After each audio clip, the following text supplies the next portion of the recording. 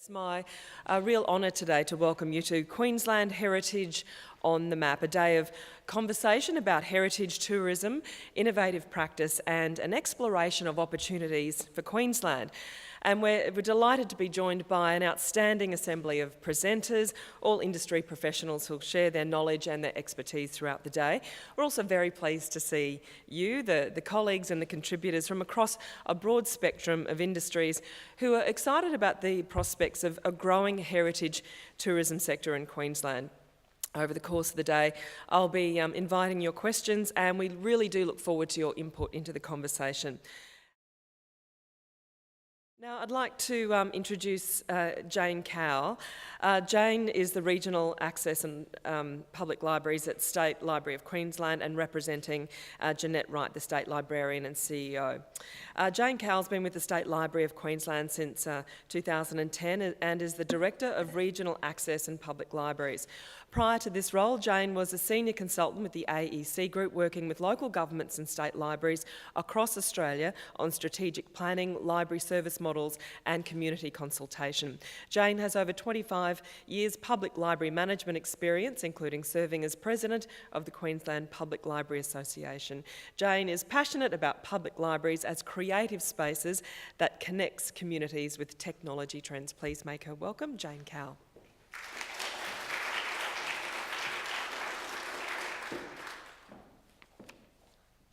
Thank you, Gillian, and thank you, Marucci, for that beautiful blessing and for sharing a portion of your personal history with us today.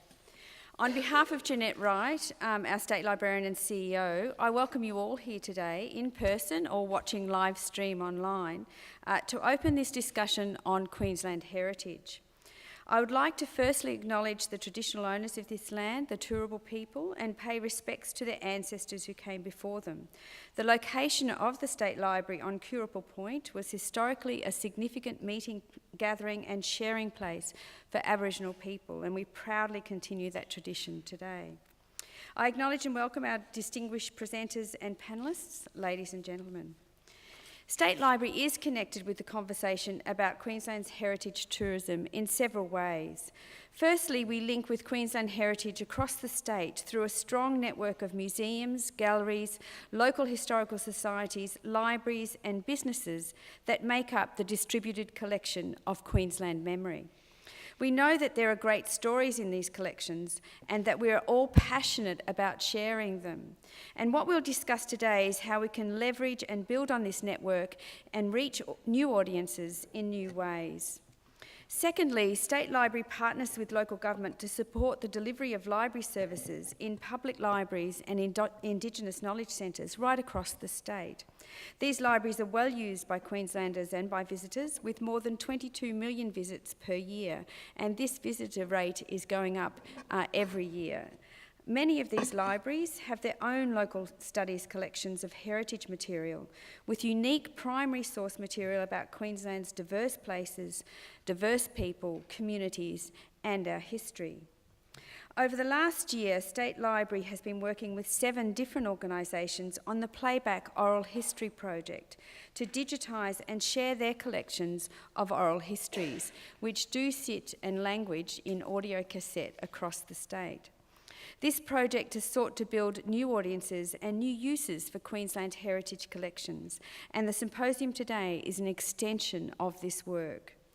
We know that tourism is an important industry in Queensland and that its significance has been reaffirmed by the Queensland Government naming it as one of the 4 pillars supporting the state's economy. But tourism is also a very competitive industry. Particular markets are now receiving much more focused attention, like ecotourism, drive and cruise tourism, and cultural tourism. In February this year, the Queensland Government launched a 20-year plan for Queensland tourism called Destination Success. There are 6 themes within this plan, and both culture and heritage are recognised as key factors in creating authentic and distinctly Queensland experiences to attract that tourist. Today, we want to add weight to the idea of heritage as a vital part of cultural tourism, deserving of its own strategic consideration. We want to find ways to ensure that visitors in Queensland, local, domestic and international, are able to easily engage with the heritage of any place they visit across Queensland. We want to understand more about what our current offer is as a sector and the markets we can work with. So how can we work together to make Queensland's heritage an integral part of the experience for so many different kinds of visitors and visitors within our state? This is a big question, but there are many answers and they range from the very practical to the strategic. And in fact, this is work that many of us here today are already engaged with, and this is an opportunity to share our experiences.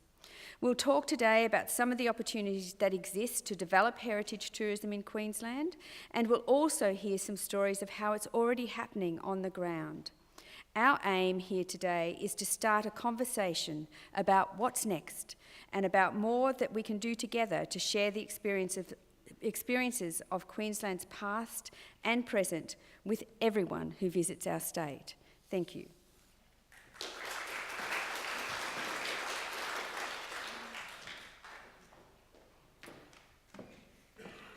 Thanks very much, Jane. Now, as she mentioned, today is being live streamed on the State Library's website to ensure that everyone can participate wherever they are. Now, following today, the symposium will be made available on the website to view online. Thank you to everyone who's filled out their consent forms to enable the live streaming.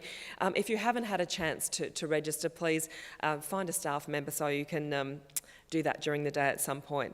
Now, there are 4 different sessions today and we'll be hearing from 12 different speakers, so we are on a very tight schedule. However, there are opportunities for you to ask questions. That's what we said, it's a conversation. We really do want you to ask questions. But as we are recording, you may have a big, strong voice, but please wait for the microphone, and it'd be a nice idea if you introduce yourself as well. So if you are asking a question, wait for the microphone to get to you, so it will be recorded on the live stream. Also, feel free to tweet during the symposium. The hashtag, is it on the screen up there? Yep, the Queensland Heritage Tourism. If you do need to leave the auditorium during the presentation, we ask you use the door at the back of the stairs and just be careful of the bollards on the side there. The toilets are outside opposite the main entry door on level 2 and emergency exits here and here. We've got lunch, morning and afternoon tea will be served on the Queensland Terrace just outside to the right. And on a personal note, I'm just getting over a bit of allergy, so my apologies. If you hear someone coughing, it's probably me. So many apologies. I'll try and keep it to a minimum today. So on that note, I'd like to start our first session, which is Charting the Landscape, Why Heritage Tourism. So we've got 2 speakers in our first session today. Charting the Landscape, Why Heritage Tourism.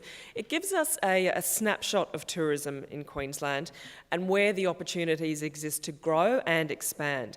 We'll also be challenged by our ideas about heritage and encouraged to think differently about how we interpret and communicate Queensland history to new audiences. I'd like to introduce our first speaker. Mark Olsen is the General Manager of Consulting EC3 Global, a leading tourism consulting firm. He has over 15 years' experience in tourism and destination management, including 8 years at Tourism Queensland in a variety of roles, including Regional Director for Brisbane and South East Queensland Country.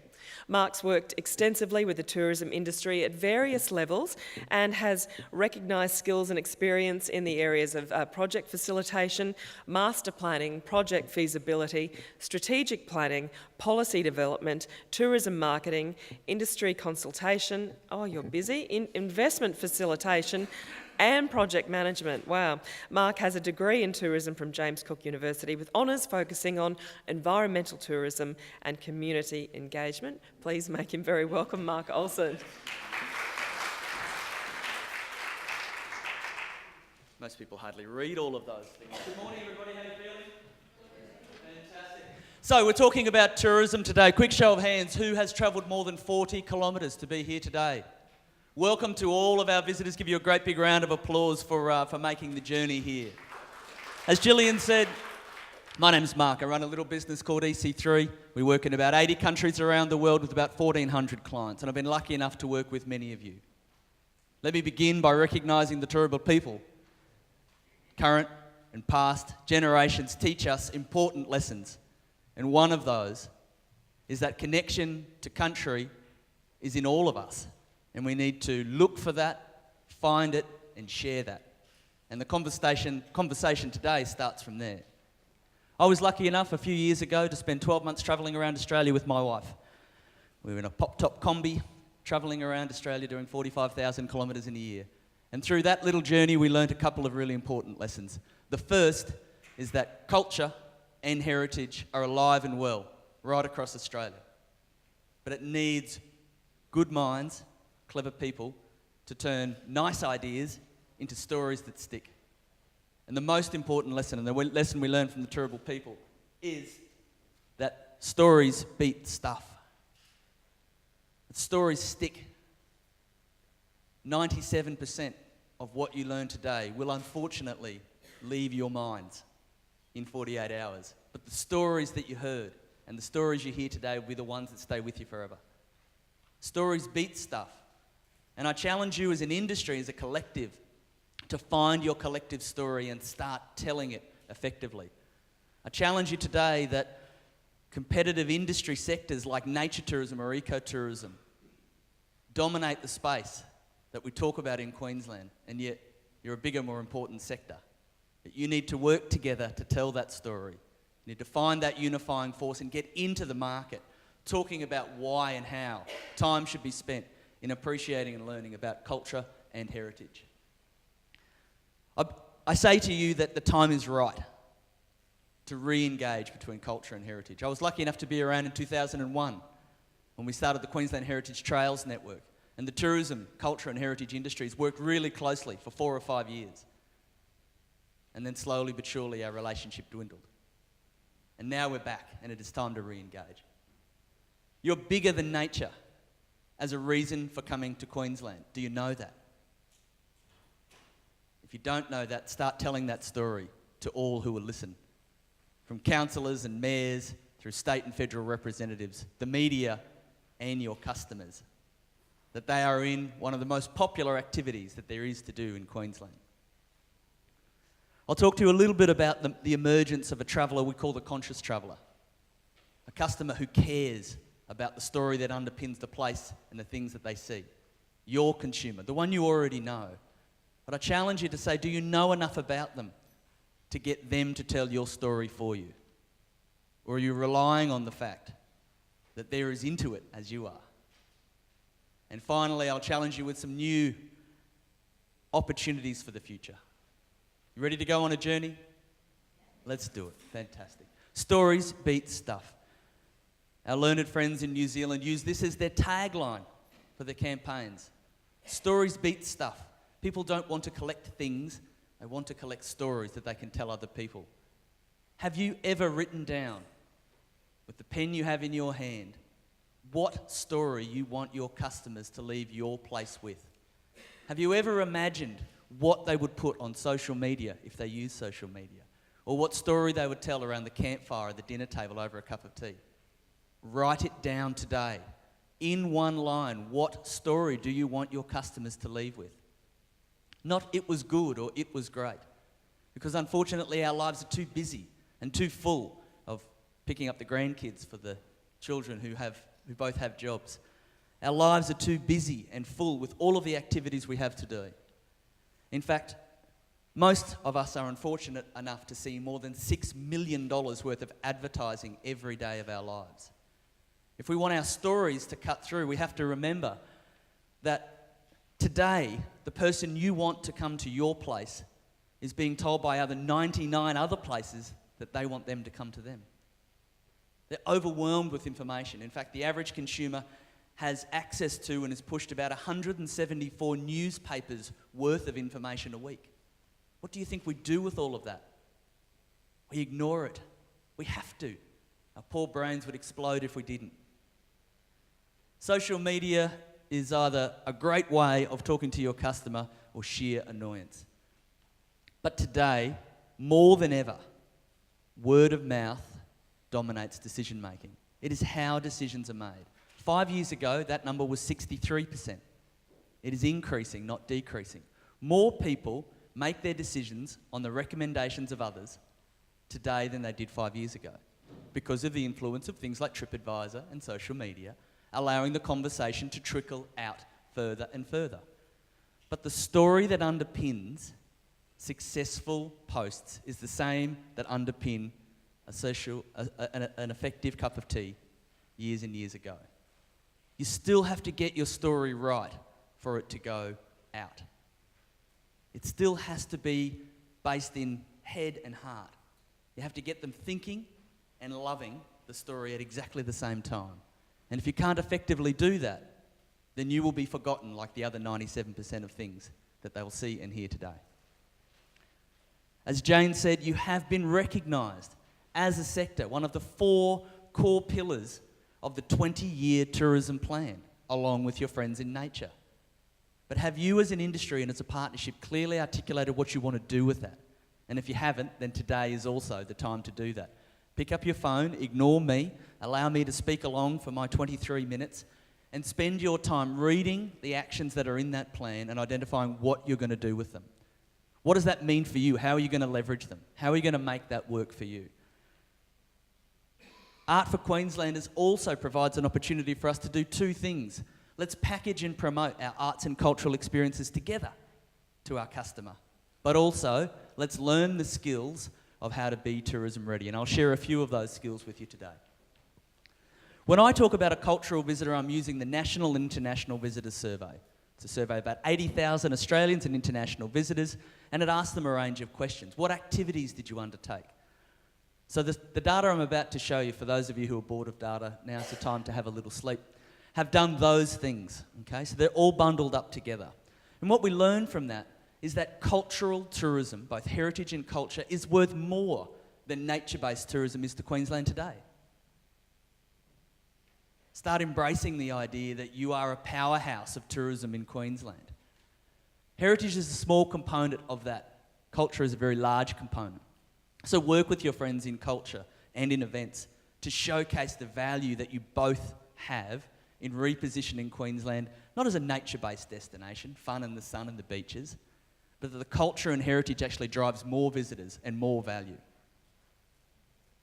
For Australia, nature is by far the larger, above culture and heritage standing alone. But in Queensland, that's not the case. In Queensland, our culture drives our story. But you wouldn't know that if you looked at our campaigns. Indigenous tourism, Indigenous cultural heritage, is increasingly important to the customer. And yet, when we look at the 5-year trends, less visitors have undertaken an experience with an Aboriginal person or Torres Strait Islander person here in Australia today than they did 5 years ago. It's increasingly important and less done. We need help. We need to work together to close that gap between what the customer wants to do and how they do it. Hopefully, Cameron Costello and Rory from the Yugambeh will talk today about ways that we can start to do that. I want you to start to think about it. We had this conversation at Destination Q in Noosa. How do we start to bridge that gap? How do we work across those boundaries? Because they're the stories that stick, they're the stories that inspire, that make the hair stand up on the back of your neck, as you would have when you heard Marucci sing this morning. Your typical customer is one of these cool cats, most likely female, in a hat. 56% of your customers are women. They drive their own vehicles, but a big chunk of them are also flying and driving. Yes, they are slightly older than the demographic cohort for Queensland, which is typically more family-oriented, but it's not so different. It's not just grey nomads. Your market is full of people who come both for day trips and overnight, and they spend an enormous amount that drives regional economies right across Queensland. You're such an important part of that, but you need to start working collectively to tell that story and make a difference. Get people excited about the idea of culture and heritage here. I want you to think about your customer. I want you to get them in mind right now. Who is the customer that best conveys your story? We call them the conscious traveller because they want more than just to look. They do want to look, absolutely. They want to understand the idea. They want to see the design. They want to see how this place fits into the community in which it's located. Do you do these things? Or do you just show them what a beautiful building, what a great heritage, what an enormous time that it has been here? But do you help them understand why it's important? Have you created a brand? A brand is simply a bird's nest of ideas that hold together in a shape or form. But have you actually thought about what that brand looks like to your customer? Not the logo, not the tagline, but have you created an image in your mind of what you want your customer to talk about and say when they leave your premises? When they walk off your land and they go to tell somebody else what happened to them today. I was going to call it the coffee table moment, but I'll call it the lift moment because it happened today as I got up here in the lift. Someone said in the 15 seconds it takes to get from level 1 to level 3, what did you do on the weekend? And their answer was,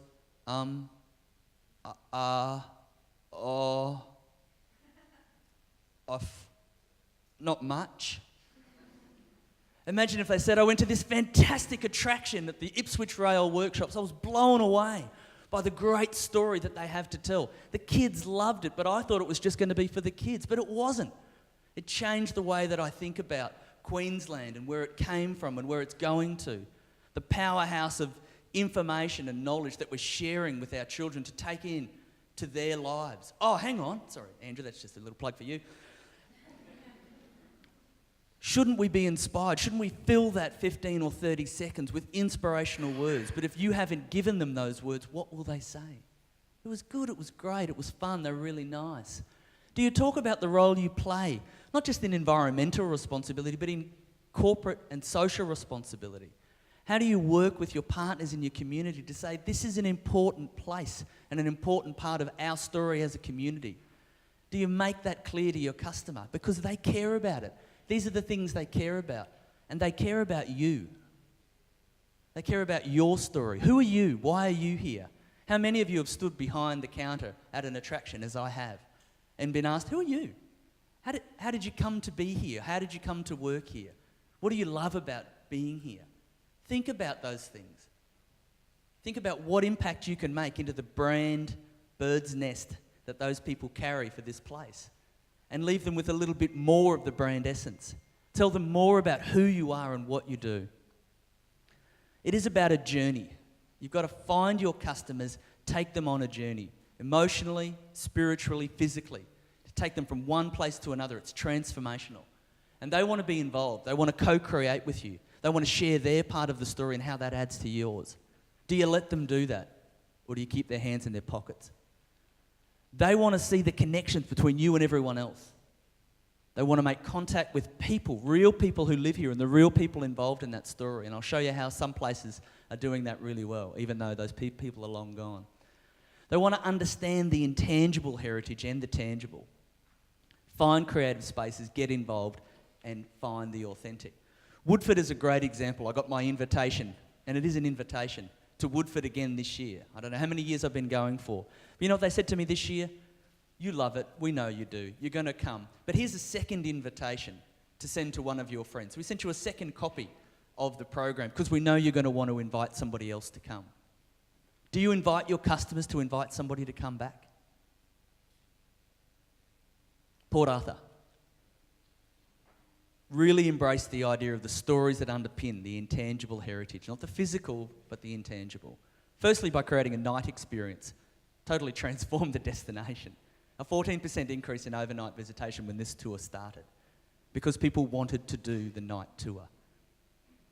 But the night tour took off not because of its marketing, but because people understood the stories and they fell in love with the idea of walking around Port Arthur with one person's story in hand. And understanding where they went, what they did, who they were. Is this the place that they were, or is that the place that they were? Do you unlock the stories that underpin those? I was in a wonderful local museum in regional Queensland 2 weeks ago. There was a beautiful photograph of a World War I veteran, a returnee, thankfully.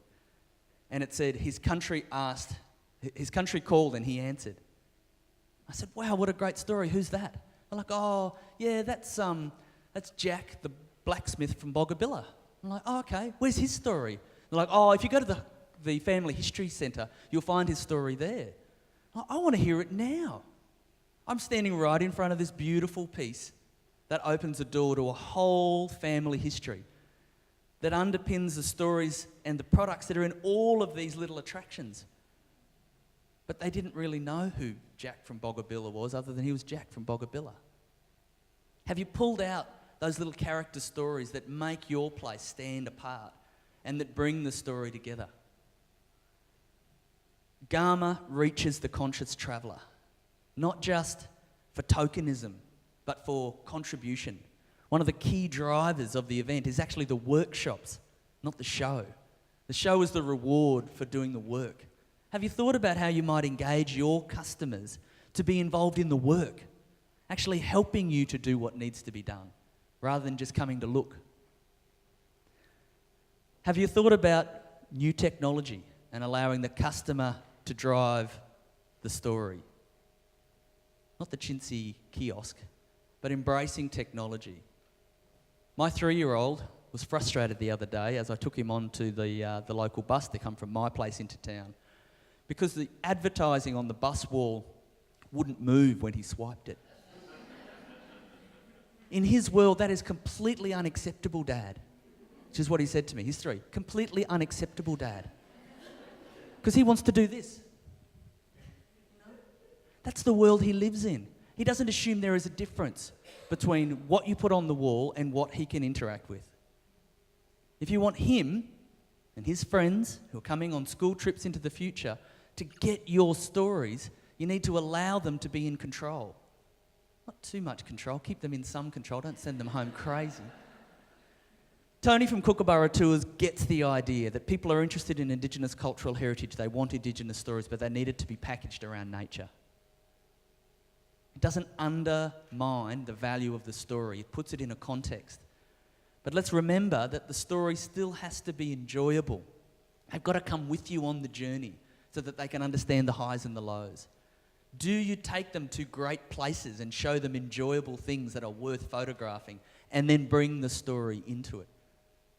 As hard or heartwarming as that story might be, you need to get them in the right frame of mind. Who's been to Mona?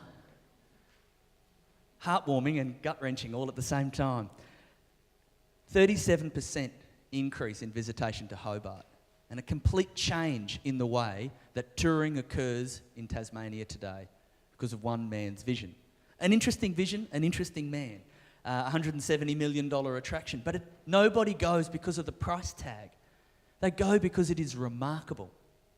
If you've never heard of or read anything by a guy called Seth Godin, Sethgodden, he wrote a really short book called The Purple Cow, and it reminds us of a really important story. That if you were driving along the road today and you saw a field full of cows, that would be completely unremarkable. If one of those cows was purple, you would remember that forever, and you would immediately tell someone. It is worth telling the story about. It is remarkable. And in today's world, they're the ones that stick. They're the ones that travel through time and everybody hears about. What is your remarkable story? What is your purple cow? Have you found it? Do you know what it is? If you haven't, get thinking today. Use Tom and myself and all of the other speakers to define that purple cow moment and get your customers to take it with them. So, some observations for your future. You've got to know who you're talking to, not just now, but into the future. I want you to be mobile friendly. I know that's weird. I'll tell you why in a moment. I want you to embrace the mission that you have that really matters, because you know what? Your customer cares about that. I want you to get social media working for you. I want you to get into the age of embracing social media and telling stories, because it is a hugely important platform for telling stories, but only if they're worth telling. I want you to link your message to the destinations in which you operate. Why you, why there? The local community and up to your regional tourism organisation. And I want you to be a platform. I want you to be a springboard for other things in your community. Events, tours, other attractions. I want you to understand how you link to them and how you can promote them. Not to try and steal your piece of the pie, but to make the pie bigger. Okay, hold your hats. Suncorp, spends an enormous amount of money not asking their customers questions. Survey isn't dead yet, but it's almost close. Just watching their customers interact with their products and seeing their frustrations or seeing their relation. Do you do that? Do you wander around just looking at the world from your customer's perspective? If you don't, start. Your customers want to connect with each other and with the place. And if you're not making that happen, and if your volunteers and the people you work with aren't making that happen, get cracking. Secondly, be mobile ready. Unfortunately, we touch our phones 150 times a day. Sad fact. Even more sad fact, we make human contact with another person less than 7 times a day. Please hug someone today. 94% of us take our phones on holidays and 97% of us take our phones away for business. So it means when we're doing our homework about going to a place, if I've got a few hours in the afternoon to sneak off to a place, I'm going to be using my phone to do that. Tom, props to the National Trust. A mobile-friendly website. Take your phone out and have a look at your website now on your phone. And if it looks like garbage, what do you expect your customer to do? Buy you? Come and see you? Work through all of those hurdles? Every hurdle you put in front of your customer, you'll lose 10% of your customers. Your customers care about the mission you have that is not about making money. They love the fact that you're not for profit. In fact, when for-profit businesses come to them, they say, I don't care. Most consumers would prefer if 70% of the brands in the world just disappeared off the face of the earth, because they don't care about them. What they do care about is those that make a difference to community and to well-being. But only 40% of brands are actually out there trying to improve the world, and you are one of them. You are a brand, and you are out there trying to make the world a better place. People think brands should be making a bigger difference. So now is your opportunity to tell your story. Like Grace here from the Big Knit. This was Nudie Juice, a juice company's most popular post ever. It is of 103-year-old Grace, who knitted something like 100 beanies for people who were going through a winter on the street as part of Nudie's campaign called The Big Knit. 69,000 people liked that image, and it is Nudie's most popular ever social media post, and it is not about juice. It is about the people who are involved in the activities they're involved in. Are you telling those stories? Get social working for you. All of your customers throughout the age groups are using a range of social media platforms, whether it's to spy on their grandkids or just trying to keep up. Are you using those platforms, even one of them, to effectively tell your story? The nature industry is, and when Nightfall Camp posted this, within 3 days, 51,000 people had liked that post. And Tourism Australia told me yesterday that more than 3 million people saw this little image and the introduction, dear guests. On arrival, please make yourself known to the friendly concierge at Nightfall Wilderness Camp. It is easy to get passionate about your story and do this to your customer. Let me tell you everything I know about this place, everything I've ever heard, everything I've ever seen. Just hold still and let me tell you. Is that what your message looks like to the customer? Or have you refined it to a point that they get it? They get the aha moment, the hair stands up on the back of their neck and they know what you want them to say. That is what a purple cow looks like. This is how you get one. Know your destination and find where you fit in, where you deliver an only here in our destination. An inspirational story like Jack from Boggabilla, the returning World War I fighter. Put the customer in the lead role. Remember Ted, my 3-year-old, wanting to open the wall. Put him in the lead role. Let him be the story finder and you be the storyteller. Let them touch, smell, taste, hear and see. Give them a backstage pass. Allow them to see something that not everybody sees. Think about how you're going to do that. Let them feel like a local. Have that genuine, authentic interaction with your product and experience and give them a surprise. A nice one, hopefully. Moments of surprise take off in all mediums and all stories. And finally, I want you to be a platform. Who can see that platform there? That's right. The Mirror Cube, $3,000 a night for a room that has nothing in it but a bed and a bedside table. Not even a Bible. Mona is a platform. It isn't an attraction. It's an experience, a placemaker, a microbrewery, a winery, accommodation. It is a platform for the community. Are you a platform for the community? Do you have the ability to do that? Some of you are becoming, some of you need some work. The product that you sell is immemorable. The experience is everything. Maya Angelou teaches us that they will forget what you said, but they'll never forget the way you made them feel. That is what an experience does. It makes them think and feel at exactly the same time. Thank you so much for your time. I look forward to talking more to you.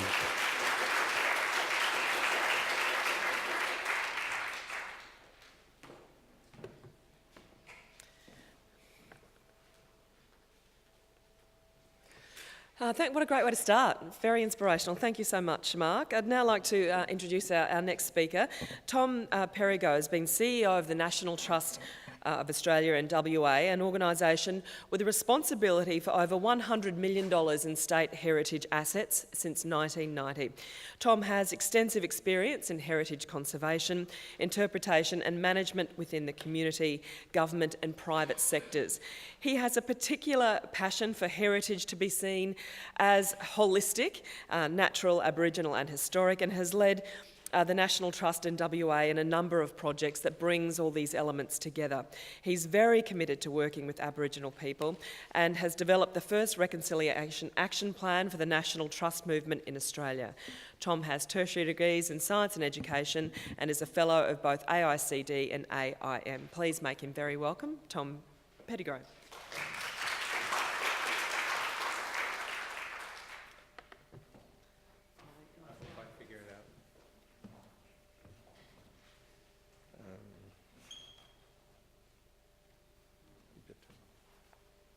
Good morning, everybody. Here we go. Thank you. Good morning again, everybody, and thank you, Mark. Well done, as always, and great to speak. And I hope that you have the opportunity to digest what Mark said. Often, there's so much really good information. A lot of times we don't stop and think about it, but it was excellent.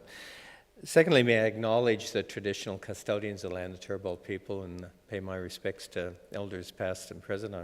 I'm sorry our elder left, but I might add that my words, although out of respect, also reinforce my commitment to reconciliation and highlight the incredible opportunities we all have in front of us with Aboriginal reconciliation, both for Australia's heritage and heritage tourism in general.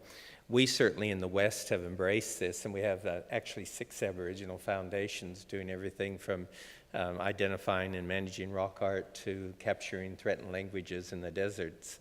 It's amazing, wonderful opportunity, and I urge all of you to embrace holistically the force with Aboriginal people.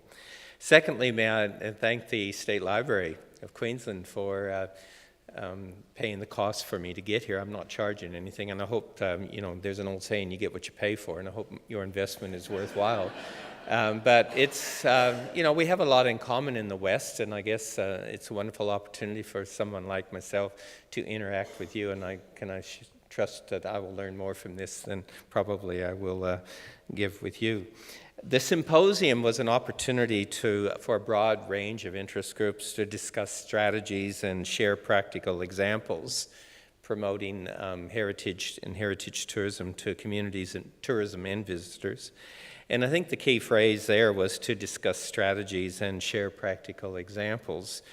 The organizers asked me to give some examples in the West and perhaps articulate what I saw some opportunities for something that's happened in the West for happening in heritage tourism in Queensland.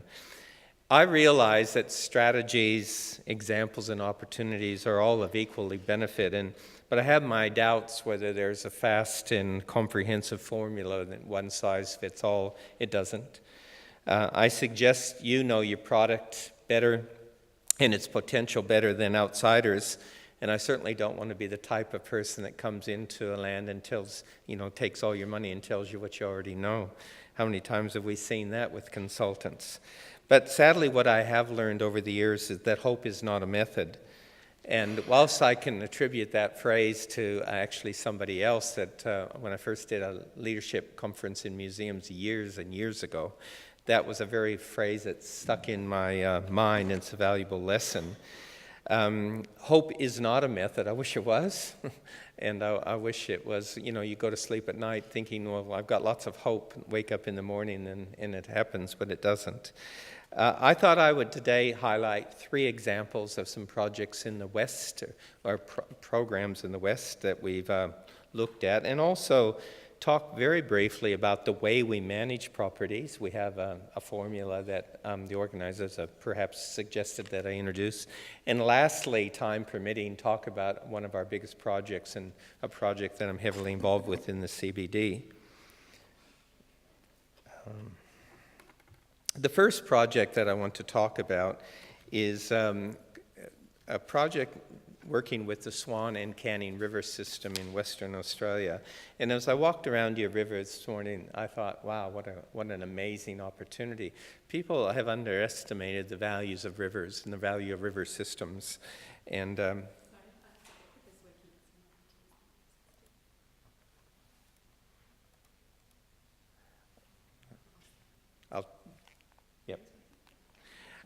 rivers are, first of all, this first project is called the Development of an Interpretation Plan for the Swan and Canning River system in Perth. Interpretation itself is a management tool that provides a strategy for transmitting messages about the cultural heritage values of a place. It's a very important part of what we do. And the plan also provides a framework for managing visitors, providing them with a memorable and enriching experience, while also ensuring the heritage values are widely respected. The first project started with what we call the Rivers of Emotion. This was a precursor to an interpretive plan for the Swan and Canning River. This was quite an interesting project for us. It was the first time that we've used this sort of technology in our projects, but partnershiping with the University of Western Australia, they have been lucky enough to have what they call a School of Emotions, one of those 8-year federally funded projects that millions of dollars go to. So they study actually emotions. And of course, this was really interesting to us to capture the social value or the emotional history of the Swan and Canning River system. So the first thing we did was conduct an emotional history of the Swan and Canning River systems. In so doing, we created, and I know you can't see that well, a special web-based technology where we've asked people to upload images, upload stories, upload their own pictures, historical pictures, their own drawings, everything, into a system. And this was quite amazing. It was the first time, as I said, that we've used the technology, and we've gone out to the general public. The population of Perth is around the 2 million. But we were trying to actually introduce and capture what do people feel about the river and the river systems. I'm sorry you can't see that well, but it really, in the matter of 5 months, we had so much information that we actually had another problem in managing that information. So the ability of using this technology to ask people to upload their stories, upload their pictures, upload their poetry, upload their stories of their grandparents. And it was very interesting how we got schools also involved, and they interviewed their grandparents, and then the grandparents uploaded stories. So this, in a way, was using technology in a different way, and all this was doing was to help us guide the direction of the interpretation plan. The second stage is what we did was we did a heritage audit, but with that we had an extensive engagement with Aboriginal people, and including the web page, including signage, including brochures, all the information that we captured in the heritage audit of the river were Aboriginal, natural, and the built or historic heritage values. I'm sorry that you might be able to see that, but extensive engagement with Aboriginal people. So again, it's almost interacting with your stakeholders and your shareholders, getting the information coming into you to inform you about what is the importance, what is the emotional attachment, what is the importance of the river. And I can tell you now that this was phenomenal. we had extensive Aboriginal people, hundreds of Aboriginal people involved with uploading and sharing their stories. And of course, I'll talk about what it leads to later on. In fact, it led to a different name. Instead of the Swan and Canning River system, it all of a sudden became the Marley River Park. Marley is Noongar for a black swan. And so we developed a whole new structure for the Aboriginal interests of the Swan and Canning River systems in Perth. We're now calling it the Marley River Park. And then we developed a management tool around the Marley River Park. But this was total engagement with the community, and it was quite well accepted by the public. The contents, and I've got 2 pages of those contents. I know you can't read that. And again, those of you that are interested, this is just a brief introduction to the project. But it also highlights the importance of technology and then developing a further engagement with stakeholders. But this Marley River Park project that we involved ourselves with, we, first of all, hired people to work with the art gallery. And so they did a history of the art paintings in the Art Gallery of Western Australia about the Swan River and Canning River systems. We developed a business consultant who looked at business opportunities, going up and down the river with the cruises to every possible business opportunity. 21 local governments along the Swan and Canning River system, we engaged them as well. So all of a sudden it became quite a large holistic project, and it really underpins basically the heritage values of our capital city. And who would have thought, when you're dealing with heritage, that you're dealing with a river system, not opposed to the built environment. But the built environment, the natural environment, and the Aboriginal environment fell out of this key cornerstone called the river. Out of this, we will be implementing a walk and cycle trail. There's part around the river system, books, a virtual online experience with public education and community learning programs. And I think this is probably the start of where we're going to do a lot more of the river systems in Perth and in Western Australia, because using the river as a fundamental keystone of the changing landscape, you have also a new medium to take your opportunities. And you know something? Everybody loves the water. Everybody loves the river system. You bring the whole community into this. So it is something I think is an opportunity for Queensland with your amazing and extensive river systems. If you want to bring in heritage and heritage tourism into the wider community, perhaps look outside the square and don't look at buildings or fire stations or police stations or you name it, but perhaps look at a way where you can have a total engagement. Taking on board what Mark said, there's a whole new way to engage stakeholders. We did this with mostly technology. The cost of doing all this work will probably finish at the end of next year, or be about $2 million.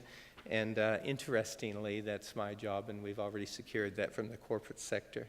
Governments, as you know, don't have a lot of money, but the investment by the corporate world to develop into this ongoing education and learning program, that's what it is. So basically an ongoing education and learning program where we get the wider community to understand and appreciate the values of the heritage values of the Marley River Park.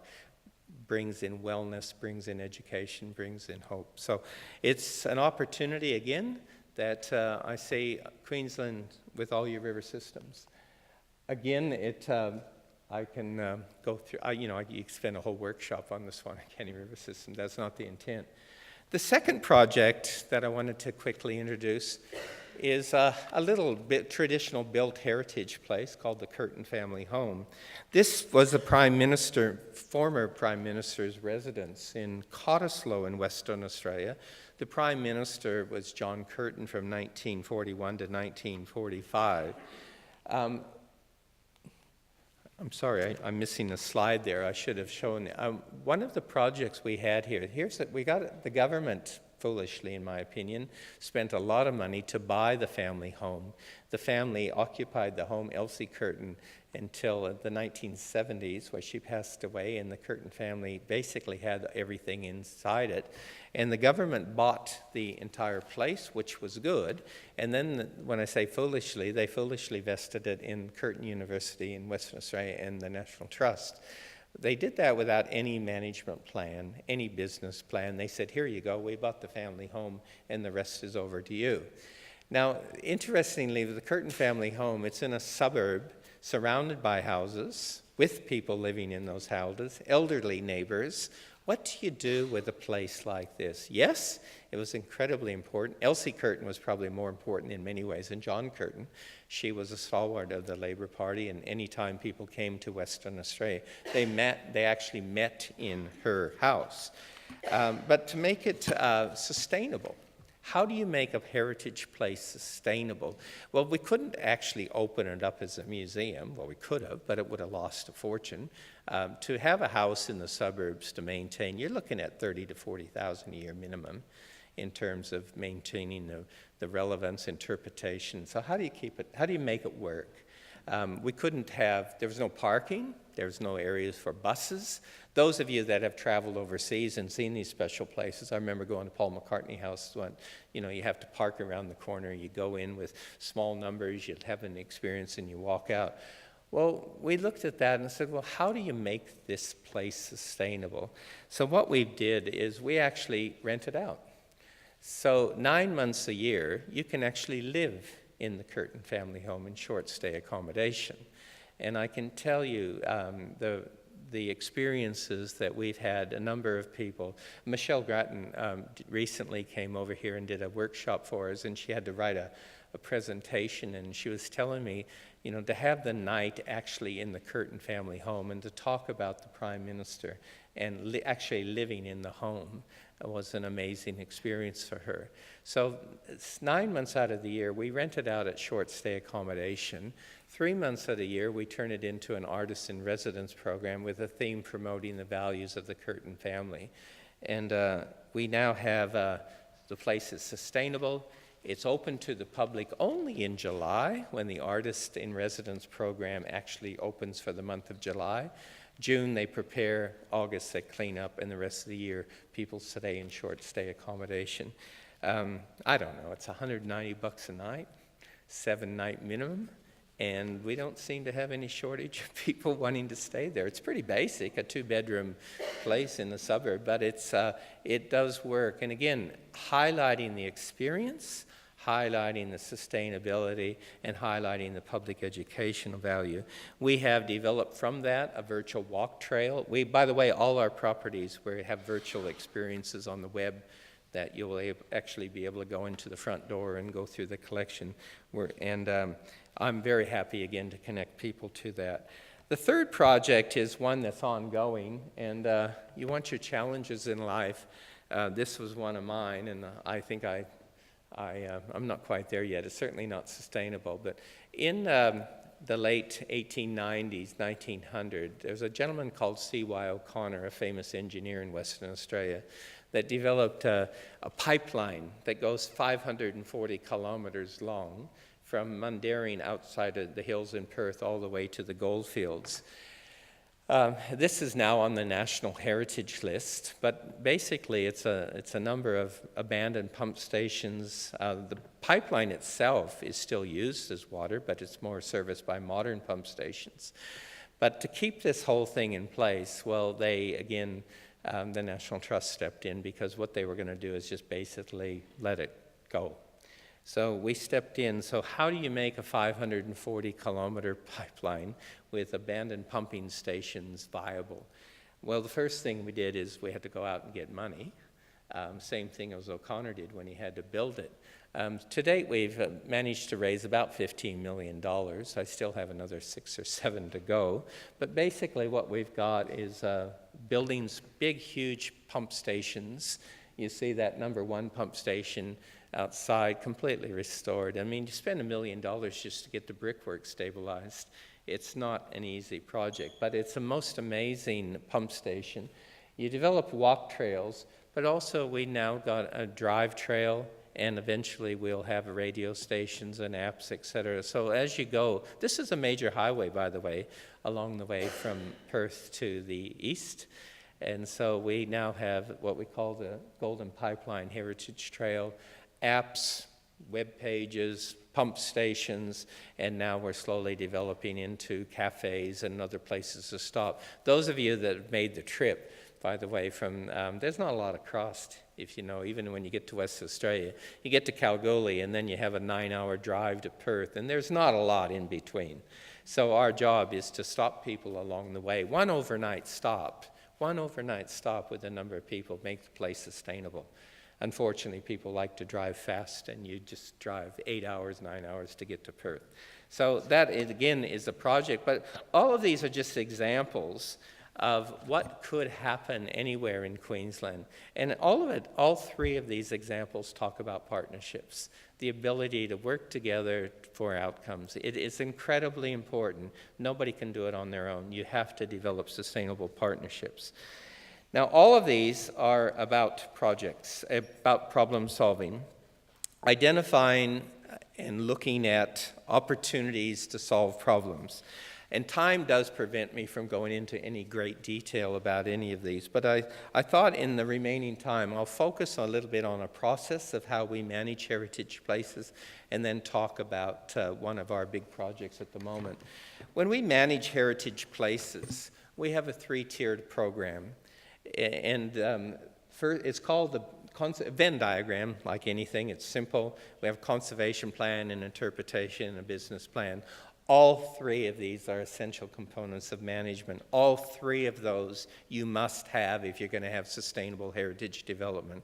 One does not simply dominate the other. All three are important.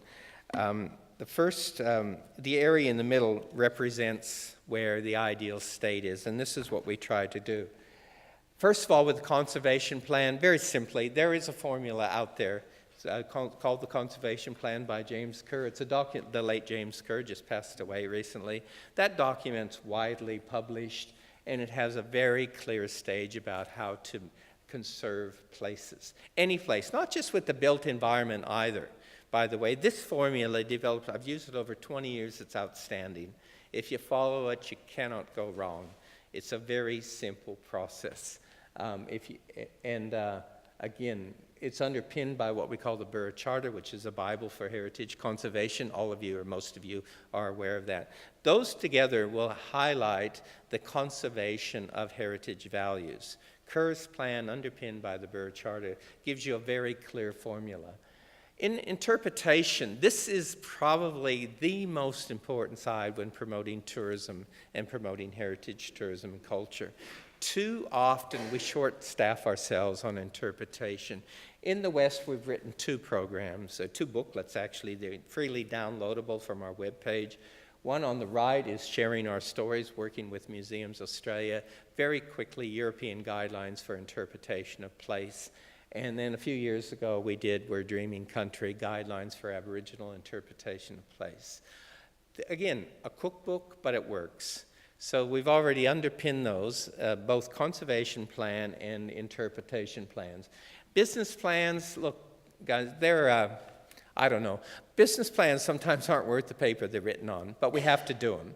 We have to do business plans. I just use that step-by-step business plan. You wanted to do that. What we do, though, we look in Western Australia, and many of you would find the same, and I know the library would, you would work to the government's business planning process. Now, the good thing about a business plan like this is it does make you stop and really look at what's important to those people that might invest in your project.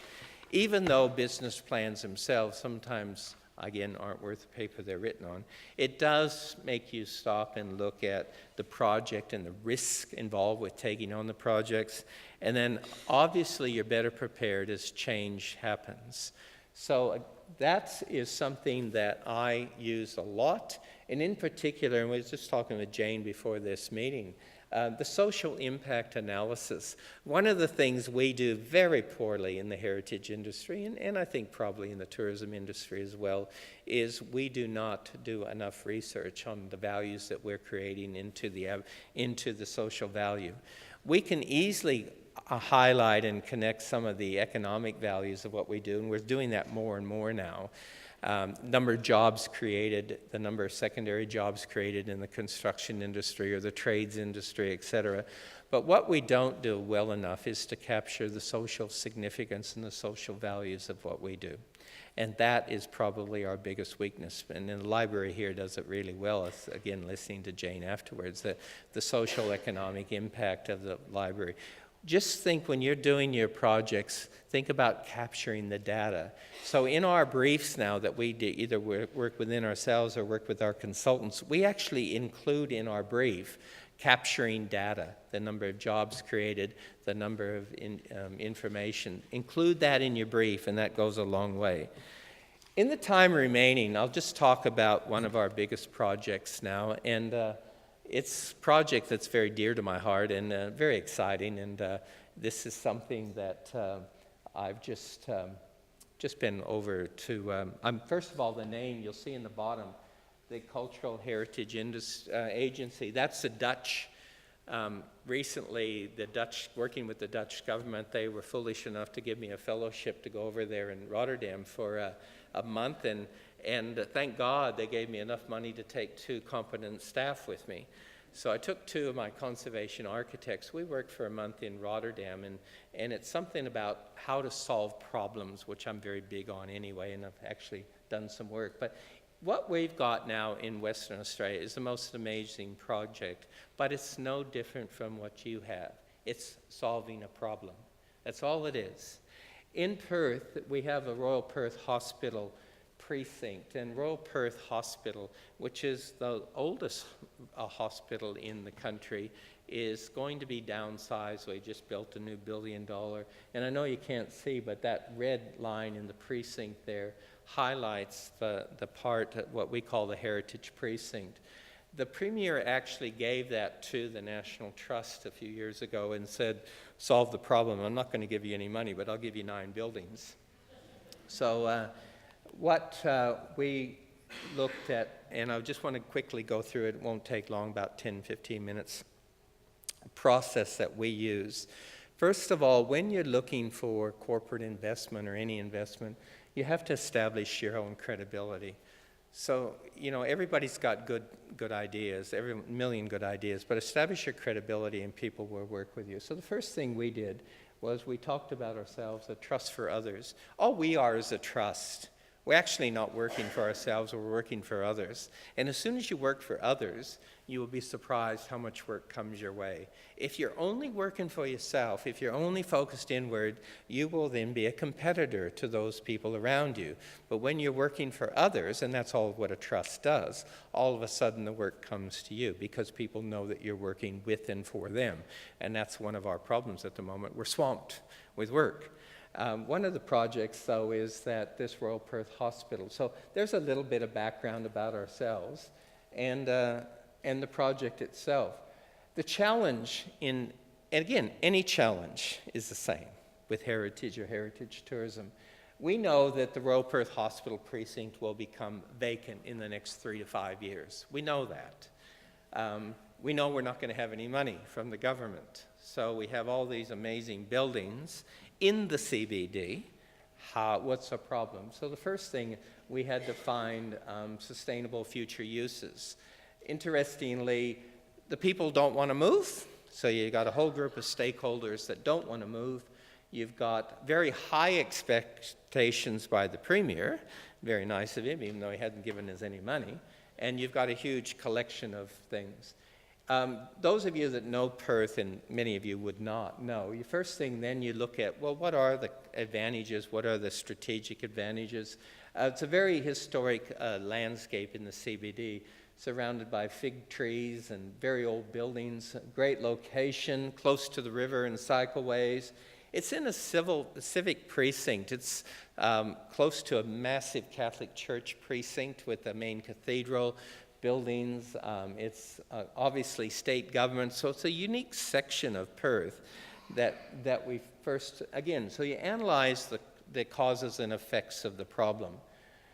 Interestingly, of the people, Perth, WA's population is only 2.5 million people, but you can see the number of patients going in and out of that hospital per day, 433,000 patients going, and the people movement. So there's quite a unique neighborhood. That gives you a picture of the cathedral down here at the end of the street. The buildings all on the left are the historic precinct. It's a very unique neighborhood.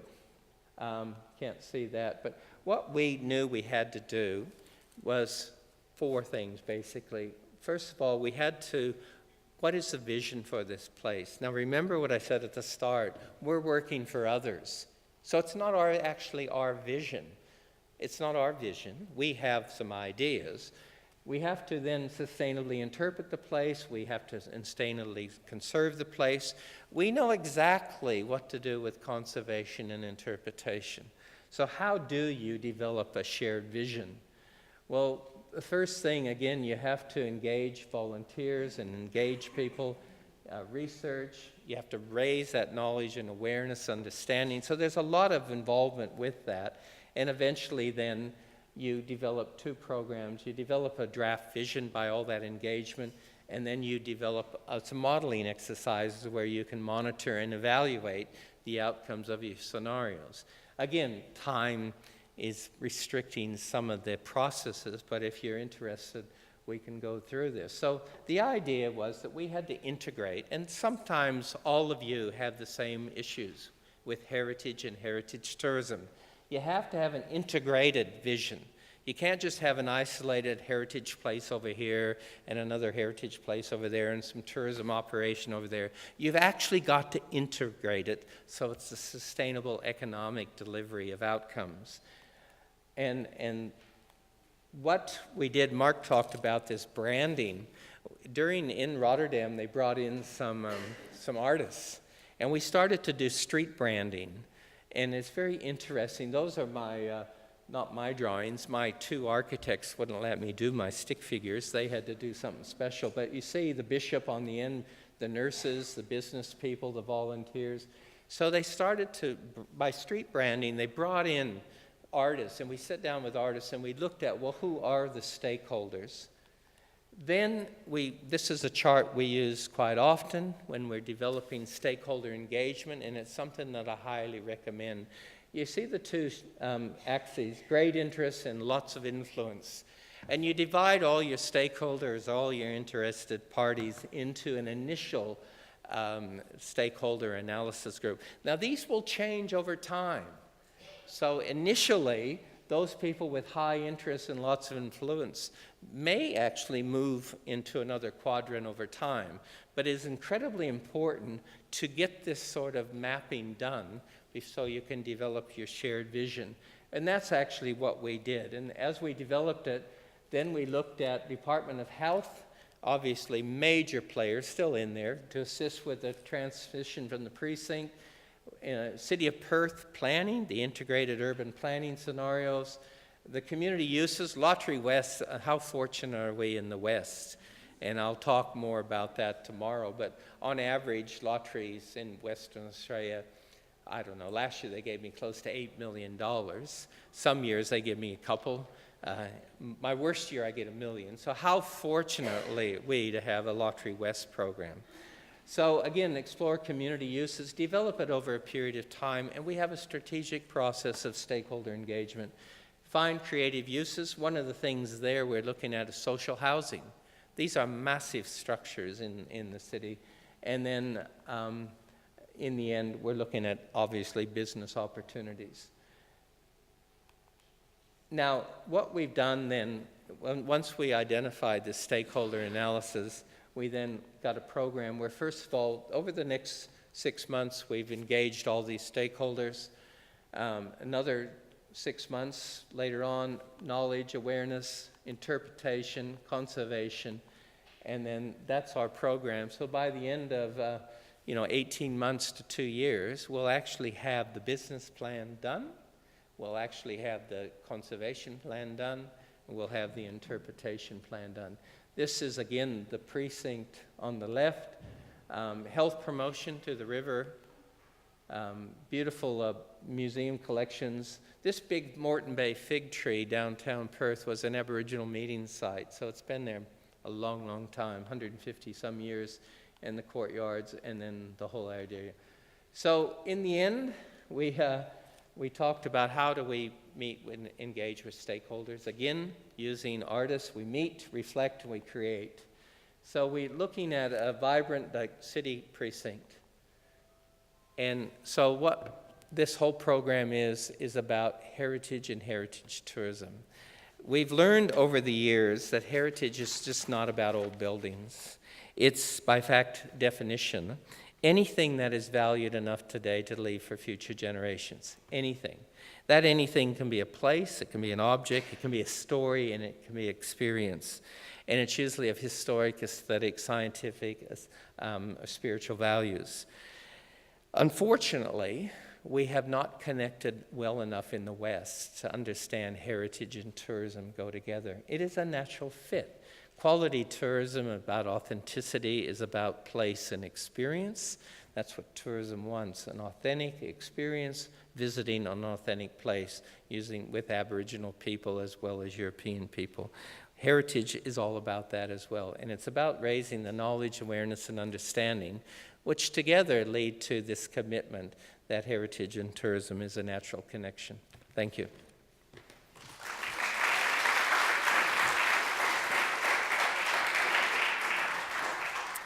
Thank you so much, Tom. I appreciate you've got so much to share, so thank you so much for keeping it to time. If I could ask our speakers to come and join me on these lovely couches on the stage. This is your opportunity to ask questions. So if you do have a question, raise your hand and someone will bring you a microphone. Yeah, but I'll get things right. When you stand, say your name, and so I'll come on. Can I join you, please? Hopefully they'll ask you the question. Mark, I'll start with you because you spoke about stories beat stuff, and that really struck a chord with me as a journalist. Working for the Great South East, when we go to a place to cover a story, we're looking for stories. Like it's not just looking at the pictures, it's the stories that really connect. In your opinion, do the stories, are they better if they're personal or bigger stories of Queensland? I think what people really resonate with is a personal story that allows almost like a firecracker explosion of connection with other places. So when we talk about something like Jack from Boggabilla in that little museum, the idea of starting with Jack, then outside is the blacksmith's workshop. Well, it wasn't Jack's, but you can tell more of Jack's story that way. You can talk about the room that he grew up in.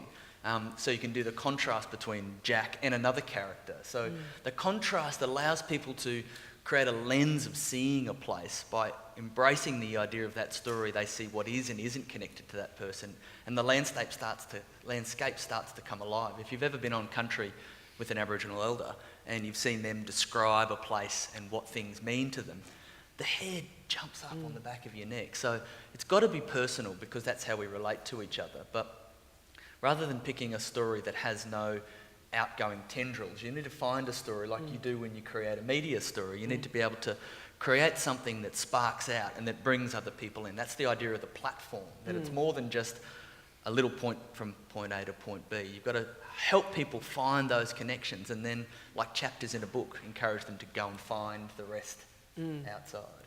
And Tom, when you started speaking, you spoke, I loved it about the river, and it strikes me about Brisbane as well. You can look over the city and so much has changed. We have retained some heritage, I'm sure, but the river is the same as it has been for a long time. Looking at Queensland, I don't know if you're in a position to have a look at, because you talk about a holistic approach.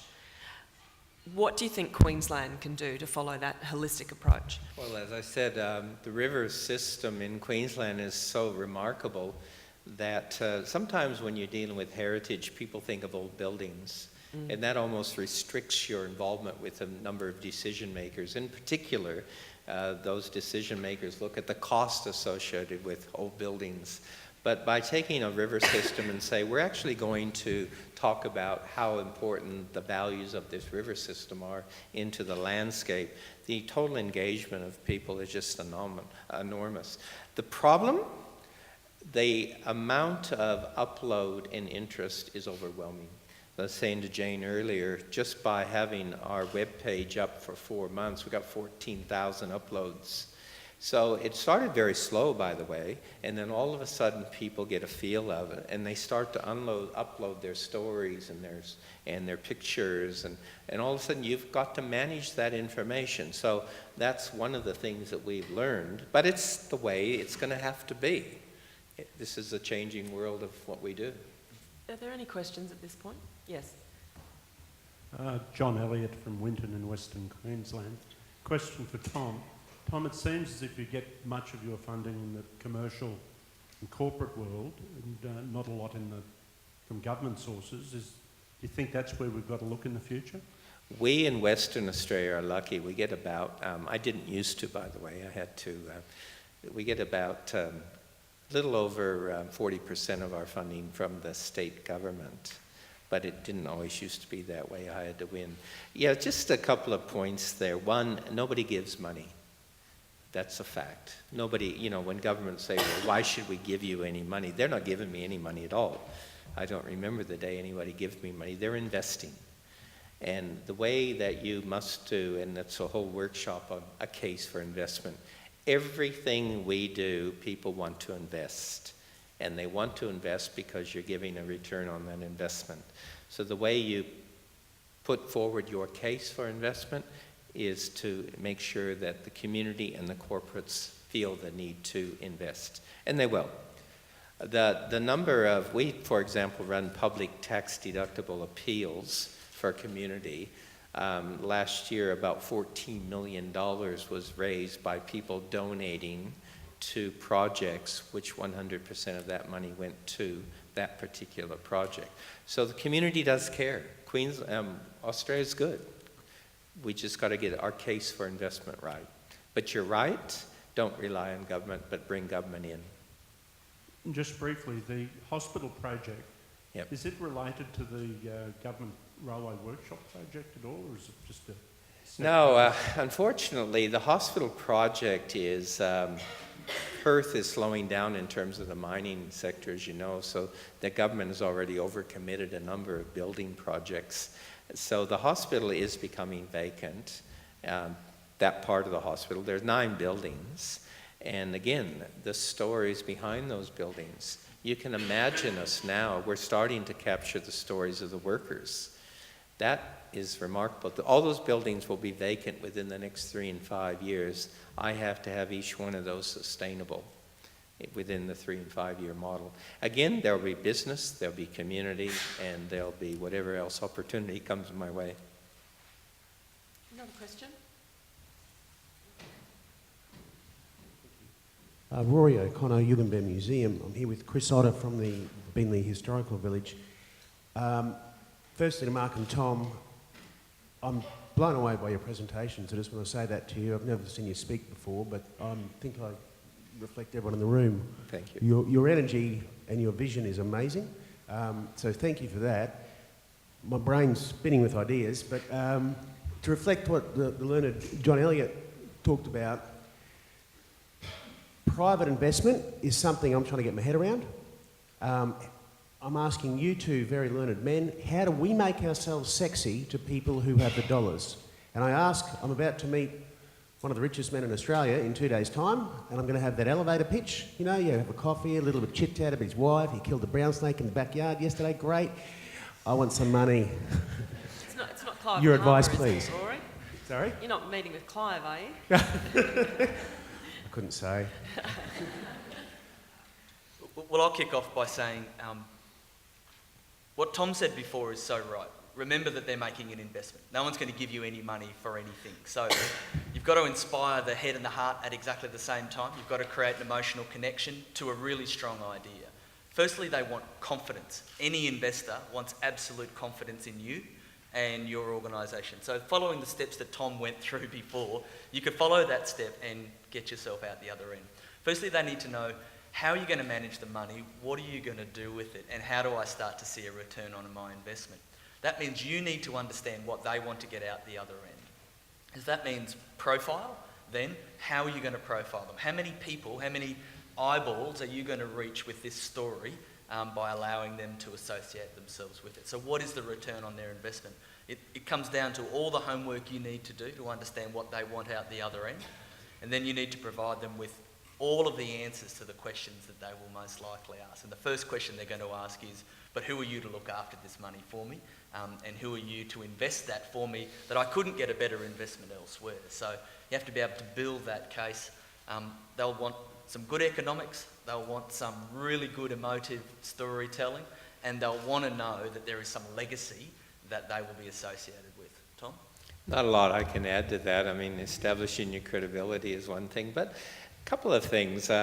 You know, I love this. I love the thrill of the chase. I'm too old now. Once you get it, I'm happy to let someone else spend it all. But it is the thrill of the chase. In order to do that, you better do your due diligence. This is one thing that we often don't do. When I, just recently, in fact, I have a multi-million-dollar opportunity with Telstra. First thing I do is I go in the back door and I do my due diligence with Telstra. What are corporate requirements of Telstra? What are their KPIs? What do they want? Because when I go into Telstra or BHP or whatever, I can deliver their KPIs for them. So actually, it's a really simple sell. You can deliver what they're supposed to do anyway. You can do it effectively and efficiently. But do your due diligence on the individual and the individual's family. I can't tell you that well enough. A lot of people, Twiggy Forrest, for example, is the classic case. His wife is an easier target than he is. But she's got a really strong social conscience. So you've got to do this due diligence on, you know, any investment you're going into. Do your homework. The other thing, you might want to do, it's a tricky one. You might want to do a pilot project to say, well, you know, you have a bigger project. Like, why don't we do something to see if we both are happy? And then you ask once, that one time after that. You don't ever go back. But pilot projects can work. At the moment, I'll give you an example. BHP give me about $1 million a year to work in Aboriginal projects. And we've been doing that for 3 years.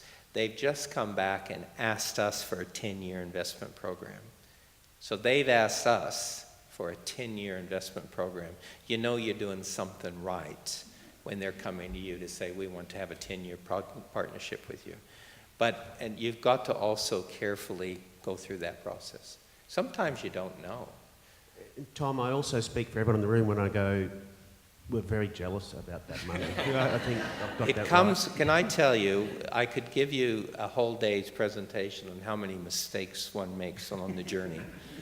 Okay, we just want the 15-second version. You said you don't go back. Can you just clarify that? Well, I missed that point. I'll give you an example. Alcoa once gave a local government, they were giving them $200,000 a year, and the local government was cheeky enough to actually put it in their budget.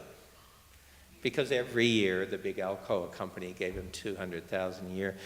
Companies generally don't like doing that. They like doing a once-off long-term investment, and then their books are clear. So they negotiated to do a library, local government library, for $1 million. And Alcoa was fine because that suited their KPIs. They actually gave them a new library. The next year they said, well, where's our $200,000? So they've soured the relationship. Generally, you ask once and you have the problem solved. But in some cases, you do a pilot first and then you ask. You don't go back to them. Companies do not want an albatross around their neck. And they don't want that. There are too many good causes out there. They don't want to bother with everybody. That's great advice. You're right. Any other questions? You spoke about, Mark, you've got a background in environment. Have you thought about combining environment or natural tourism with heritage tourism? There are a few, and I know there's some people here interested in that as well. There are a few examples of that. Oh, plenty, yeah. So I gave that example of Kookaburra Tours. I think that's where we see the most obvious one, where you transport people from one place to another. But I think we've got to find the beauty in the places. So you think about a beautiful building that you have. It's set usually in a beautiful place. So you've got to bring that story together. People like, as you said before, Tom, people love the water. We know what people love. You love it and they love it too. So you've got to think about how you create those settings. So too often we'll say, what visitors really should do is go on a town walking tour from point A to point Z, and they should stop at all of the places along the way, in the baking hot sun with no shade and really nothing to motivate them other than what you think they should do. They're not going to do that. So if you want them to get out and walk, find a beautiful place for them to walk, embed your stories in, and then coax them to go the next point. So, you know, the basics of planning and design translate into all storytelling. The more comfortable they are, the more fun they're having, the more likely they are to retain the bits that you want, and the more likely they are to stay on. I think about the town of Charters Towers. Anyone from Charters Towers here? Yep, fantastic. So a few years ago, a journalist turned up at the Visitor Information Centre in Charters Towers, little known to the volunteer who was meeting and greeting them, and they said, I've got about 3 hours in town, you know what it's usually like, you've got a quick schedule. I just want to see the hot spots of town. And this person said, oh, hang on. Let me just understand what you're interested in and I'll give you an itinerary. And she gave the person 4 itineraries, starting from half an hour to 3 hours to 6 hours to 9 hours, because they understood what they were looking for. She created this kind of snake-like journey through town and said, you're really going to miss out on a lot if you don't start at the top of the hill, come down, see the Civic Centre, come through into the underground mine, because all the stories are connected. 2 days later, the person walked back into the Visitor Information Centre and said, I'm just picking up some brochures to go. She said, I thought you were only staying for 3 hours. 2 days later, they had stayed. Who was that person? The journalist for The Lonely Planet. And for the first time ever, Charters Tower had made the list of the top 100 places to see on The Lonely Planet. But she created an itinerary that was beautiful, that was enjoyable. That Charters is a hot town. There's not a huge amount of trees, but she just wove it together in such a natural way that you felt you had to keep moving. You're going to miss out on something. So I think you've got to marry that understanding. Tour operators in natural environments learn the same. Some surprise moments, some big wow moments, some moments of reflection, and then embed the story. And having someone with that passion on the front line, how valuable is that to have someone to say, oh, this is fantastic, you can't miss that and that. I mean, I travel a lot through the shows that we do. I work for Queensland Weekend and we've gone all through the state. And most people frontline are fantastic. And others you go, oh my gosh, really? And that, to me, that's a massive, massive shock. Any other questions at this point? I'm roaring again. That's all right, feel free. This is your... I feel like I need to ask questions to you, Gillian. It's nice to see you. Sorry, guys, your brains again. Volunteers. We all rely on them. I've got one sitting beside me. Tips for volunteers while I've got you in our space, please. How to manage volunteers or how to get the best from them. It's a challenge. And I say that with the greatest of respect. What happened in my own circumstances a lifetime ago, I came into an organization that was primarily a club that worked for itself and a club that inward thinking. So there were 3 things basically that we had to do. The first one is recognize that we are custodians, not owners. These places that we have got the lucky opportunity to manage, they're not ours. And in fact, that whole concept of custodianship versus ownership is a fundamental key point in giving your message. Secondly, you manage with volunteers, but not by volunteers. And that is a very fine line, but it's so important. You can delegate responsibility, and so you should, but you cannot delegate accountability. Volunteers cannot be held accountable. And it's an unfair situation for volunteers to be put into that world that all of a sudden they're accountable, they're responsible for. So it's that very fine line that, and then finally you manage with professional people and recognizing the incredible importance of volunteers. Volunteers are no different from paid staff. They need to be, investment need to happen, they need to be trained, they need to be given resources, they need to be recognized, they need all those things. But at the end of the day, it's the wrong situation to say you manage by volunteers. It doesn't work. It's hard. Having said that, once the change happens, volunteers accept that change, and we couldn't do it without volunteers. There's no doubt about it. We could not operate. Oh, the only thing I would add to that, and Tom's covered off on most of the key things that you'd want to do, but remembering, as Gillian just said, that many of your volunteers play that first point of contact role, and it's easy for them to look a lot like that diagram I showed with the streamers flying out of the head. They can be really passionate, but the customer can walk away either completely overwhelmed or just a bit confused. So we often do hands-on learning experiences for volunteers in storytelling by doing really simple things, like allowing them to watch storytelling interactions and then breaking down what happened afterwards. So I remember standing on a pier with a group of volunteers who were meeters and greeters at a particular facility, people coming off a boat and they were meeters and greeters. And we just held them all back and we allowed them to watch what happened. And we picked out individuals who were having an experience and asked them to say, how do you think that person's feeling right now? Do you think they're getting it? Do you think they're understanding what's going on? So most of us are observational learners. We understand more by seeing and then computing and then seeing it again, rather than learning with a book in front of them. So we'll often take volunteers, we often famil them. I think what's missing from the famil experience is they don't learn anything from a famil unless you're helping them understand what's happening in the interaction between the guest and the experience. So allow them to have that moment, pull them aside and say, what do you think just happened? How did that go? How do you think that mum and dad and two kids feel right now? Are they getting it? Are they understanding it? So I think if volunteers are going to play an important part in your front line, you need to understand why they're working with you, what's their belief system. You need to recognise and reward the efforts that they make, and you need to help them with some basic skills, not to be derogatory, but to say there are some really important skills you need to learn, and we can learn those together by observing our customers and seeing what's working for them. Then they'll get passionate about making those things happen. And also recognizing the diversity of volunteers. Yeah. You know, one of the arguments against the mining industry, they foolishly think, well, we're creating all these jobs for Aboriginal people to work in the mining sector. Well, a lot of Aboriginal people don't want to work in the mining sector. A lot of volunteers, there are so many volunteers out there from all different types. We're finding volunteers now with social media just coming out of the woodwork. So the dynamics of volunteers, gardening is actually, community gardens, all of those sort of things. Some volunteers want interaction with people, some just want to work and have their own space. So again, creating that atmosphere that volunteers are welcomed, but you invest in your volunteers, obviously you invest right, you'll get your reward. Okay. Just before we head off to morning tea, for both of you, briefly, I know possibly not briefly, but if you could name some key tasks that this sector really should focus on to advance heritage tourism in Queensland or nationally, if you prefer, what would they be in your mind, Tom?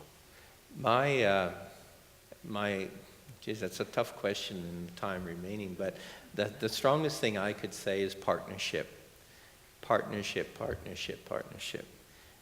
There's so much to do that you can't do it. And yet strategically, whether it be with the tertiary sector, we have MOUs with all our major universities in Perth, and the opportunities are just amazing from all sorts of things. And again, it's bringing in a younger demographic in terms of research opportunities or project grants. So partnership with the tertiary sector, partnership with the corporate sector, partnership with the community. It's the only way in the end that if you're working with and for others, remember that with and for others, they will come to you and say, we want to invest in you because we know you're working for us. And partnerships, that's what it's all about. Some partnerships benefit more than others. It's irrelevant if we're focused on outcomes. For example, if the corporate sector do really well out of us, fantastic, because they'll invest in us again. So that's my strongest advice that I could possibly give. You cannot do it by yourself. Partnerships. Okay, Mark. Mine would be, with everyone being so time poor and attention poor, remember these two words, get sticky. So you need sticky facts, things that are worth remarking on. Remind everyone that cultural tourism is a bigger contributor to the Queensland economy than ecotourism. Remind people that your contribution makes a difference to your community. So give them some sticky facts and figures, things that surprise them. So sticky facts. Find sticky ways for your partners to work with you. Make it easy for them. If you want to find an investor, have an investment prospectus. Write it down. Think about what you want to offer them. Give them an easy way in. Your volunteers, not only the ones who live in your community, people travelling through want to volunteer. Make it easy for them. Make yourself sticky. Make it easy for them to connect to you. And finally, of course, make your stories sticky. Think about the things that people hold on to and then amplify them. It mightn't be the one that you thought it was, but if they find a story about your place and your community and they keep talking about it, jump online, see what people are talking about. It's an easiest way to hear the conversations. Find the thing that's sticking and give it a huge loud hailer. Find images and other stories that relate to it to make that as sticky as possible. So get sticky with your partners, with your customers, and with the investors. It's interesting you talk about get sticky in the stories. Often as media, when you turn up to a place, we'll be interested in a certain story and the person will say, but that's not the story. I'm saying, well, it is, because we're saying it is, and that's what we're interested in. So no matter, as much as you keep saying that's not a story, it is, because that's what we're going to follow. That's right. Anyway, on that note, time for morning tea. Thank you so much. A round of applause. Thank you for our wonderful... Thanks, Mark. Thank you. You've got half an hour for morning tea, and we'll be back in here for our second session, which is plotting the course, strategy and practice. Thank you.